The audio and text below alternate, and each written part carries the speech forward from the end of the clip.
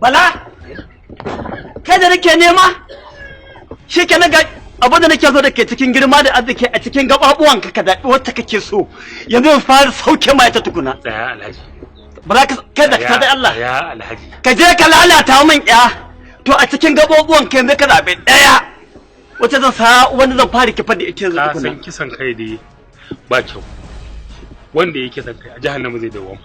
To lalata ƴar wani kuma fa ita kuma ina zai dawoma wanda ya to iman Allah isa. Imma Allah ya isa da lafiyar tawa da koman nawa da makamin nawa haba Bala ga Bala ga sani can